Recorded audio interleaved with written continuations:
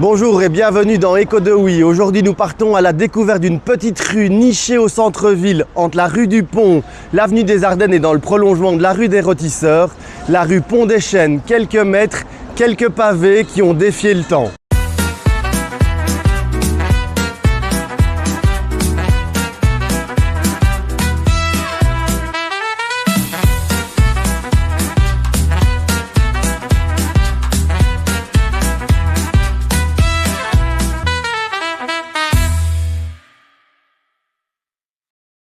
Son nom intrigue. Certains, autrefois, ont cru lire Pont des Chênes.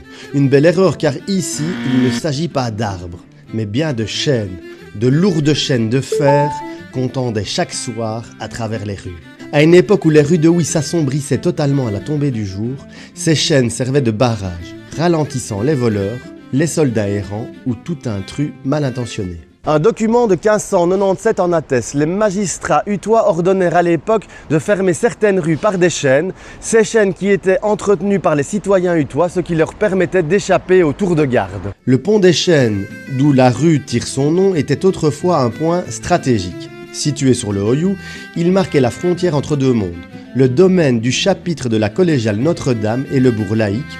Un bourg laïque désigne en gros un noyau d'habitat et d'activités qui dépendent d'un pouvoir civil. Le seigneur, le prince, la ville, par opposition à un espace contrôlé par une institution religieuse. En 1641, une crue dévastatrice emporte le pont et les maisons avoisinantes, dont la maison Scabinal, la maison des Échevins. Par après, le pont est rebâti et change de vocable, pont neuf, pont Notre-Dame, pont devant Notre-Dame, mais petit à petit, au fil du temps, le pont va s'appeler le pont des Chênes, le vocable restant car plus évocateur de sa situation. Le pont actuel date du XVIIe siècle, avec son arche surbaissée typique et sa balustrade en fond du XIXe siècle. Il témoigne des reconstructions successives d'une ville toujours façonnée par sa rivière. Sous nos pieds, le Hoyou poursuit d'ailleurs son parcours souterrain jusqu'à la Meuse, comme un fil secret reliant passé et présent. Sur place, on pouvait admirer une reproduction d'une œuvre de l'artiste régional hutois Luc Genot, visage féminin aux oiseaux.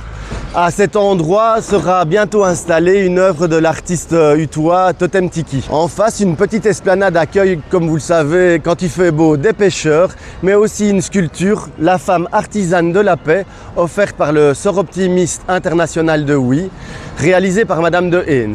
De nos jours, la rue Pont des Chênes, nichée au centre de Oui, est la porte d'entrée vers un quartier dynamique et commerçant. De la peur des malandrins à l'art urbain, du fracas du Hoyou à un après-midi paisible à la pêche ou au restaurant, la rue Pont des Chênes évoque à elle seule un bout d'histoire de Oui. A bientôt dans le prochain Écho de Oui à la découverte du patrimoine hutois.